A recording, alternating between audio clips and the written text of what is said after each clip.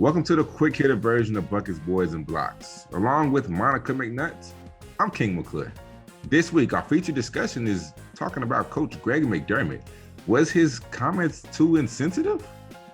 Find out. Been around Coach McDermott, Creighton men's and women's basketball at different points. He has come under fire. I hate that phrase, but it's accurate. For a comment he made in the locker room. He was forthright about it, and now some cynics may say that he put out his statement in order to beat any reports that may have been leaked out of the locker room. But basically, he apologizes for making a reference that used the plantation. Guys, we got to all stay on the plantation and keep working. I'm paraphrasing. He said immediately after he said it, he realized the egregious language, apologized. The part that makes my ear perk up a little bit is he says that he had never used that analogy before. And I genuinely spent Wednesday morning thinking, if in the heat of a moment, have I used a new analogy? Not said things that I don't mean, but have I come up with a new analogy? Because we've all been hotheads, right? And maybe said things that you don't mean. But I haven't, to my knowledge of myself, I don't use words that are not already in my vocabulary. And so my one comment was, I would have rather him say, my grandmother used to say that, or somebody used to say it. And I realize now how insensitive it is. And my other takeaway was, this is why Black history has to be a part of American history, because it is American history. And the context of that word would be so much more painful if we didn't separate the two, because there's still plantation weddings left and right in the South. Like, what? Ew. I actually agree with you. I mean, I think there's two ways you can look at this. I think first and foremost, he was wrong for saying that, just because that is just super insensitive. And you have to know the times that we're in, with everything going on, with everything, that Black people have been fighting for, especially in the past year with COVID 2020, all that. Super insensitive, super untimely. Don't say that. Secondly, I don't think he should lose his job behind it. I've heard some crazy stuff. People say, yeah, he needs to be fired.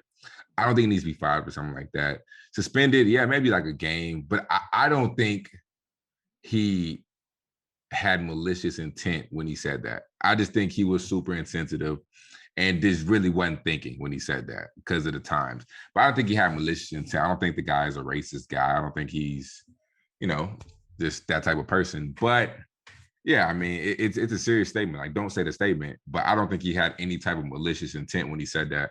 So I may be suspended, but when people that saying he should be fired, like, I don't think so. I definitely don't think so.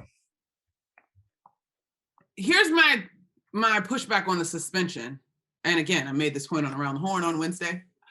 I think the suspension begins to punish the entire team. They're moving into the most critical part of their season. It already is enough of a distraction and hangs over their head as a cloud. Now we're down, not our best player, but our captain and our leadership of a coach. So the student athletes and the entire team has to pay for this mistake. I think more than anything, this has an opportunity to be an incredible teachable moment, and we move forward. I don't know that I'm in on the suspension. I think if the players, correct me if I'm wrong, King, but I imagine this going, as soon as he said it, somebody was like, wait, what? And that's how he corrects himself. So if I was in the locker room and Coach Drew said something like this, number one, me being the captain, I'd make sure like nobody else would, like, that would not get out. Like, no matter what we do, that's not getting out, because we don't want a situation like this.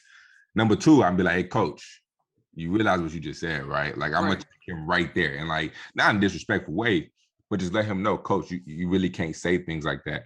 Because I think something happened. I forgot, it wasn't with Coach Drew, but it was with some coach.